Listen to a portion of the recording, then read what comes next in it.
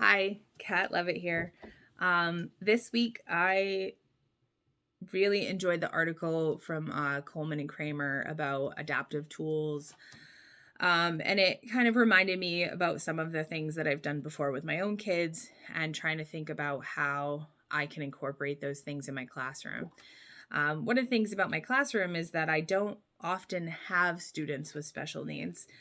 They've done some different things at my school, and there's a lot of programs that are separate now. I don't like it, but I do have a couple students right now with autism. One of them came right out and told me, and I appreciated it so much because the IEPs don't always say what it is um, that they have, and so it's a little. You're just going by other people's recommendations for what to do, and oftentimes in the art room, it's a little bit different. So I made these thinking specifically about a couple of my students and what would help them in my classroom. And I know one of the things is that they can't often remember what the different tools are called.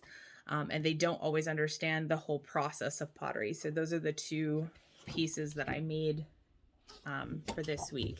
So I was able to print them out and laminate them because I want to use them in my classroom on Monday. So these are stock images, basically where I buy them from. And I would like to go back and take photographs of my actual containers so they can really see exactly where things are in the classroom. So I may do that as well. My cat's in the background, sorry. So I think this is going to be able to be used in multiple ways. If I tell them to go find a pin tool and they're not sure what that is, they can look for the word pin tool and then find the picture. If they need something and they don't remember what it's called, or there's no more left, because that happens sometimes, they might be able to go on and go, I need one of these. Or they can go look themselves and then, say across the room, because I'm often stuck at my desk at my computer, they can go, hey, Miss Levitt, do you have any more serrated ribs? And they'll be able to do that with a lot more ease. I have noticed one of my students who has autism, he will sit and think for several minutes before speaking to me. And I think that, having some of these terms will really help him. So the other piece that I know will help all of the students, both will help all the students, is this process of pottery. So they understand what the stages are of pottery and they can see the pictures. And these ones I was able to go and take some pictures of my classroom. So these are all my photographs. These are our slurry buckets so they can see where they are and what they look like. The wet bags of clay, what it looks like when it's in the bag, that means it's usable clay.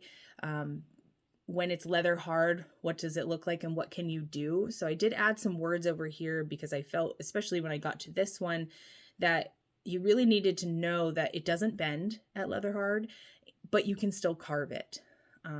So I put that one there.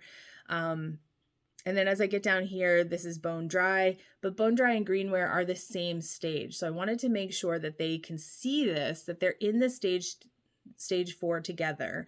But bone dry usually refers to any clay that's completely dried out. So little bits of clay can be bone dry. But greenware means you actually have a piece and it's all finished, but it's drying out or completely dry, and that's greenware. So those are the kids' pieces in the kiln room right now. And then Bisquare, going to Bisquare, and let's see, that will help. Yeah. So Bisquare, and I showed some of my pieces. Actually, those are student pieces from a few years ago, and then student pieces right now, in different types of clay, because we do have red clay and white clay in my classroom. What glazed pieces look like before they're fired. So these are student pieces. These are some of my pieces. And then down here, these are actually some of the same pieces right here that are mine. And then these are some student work that are glazed. The other thing is, I think as I'm doing this, I'm like, oh, I want to take this new picture and this new picture. So I may go back and make sure that these little pieces I take a photograph of them when they're glazed, so I can put them down here so they can see the before and after. So I think it will help. I'm excited to use them on this one I might just put on the tool counter. And the other one I plan on making multiple copies of and putting on each desk so that all of the students are able to reference it and understand what stages their piece is going to be in. And, you know, when I ask them if their piece has been bisqued yet, they can take a look and go, what does that mean again?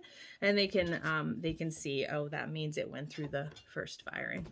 So I think it's going to be good. I think it's going to be a nice improvement in my classroom. Bye.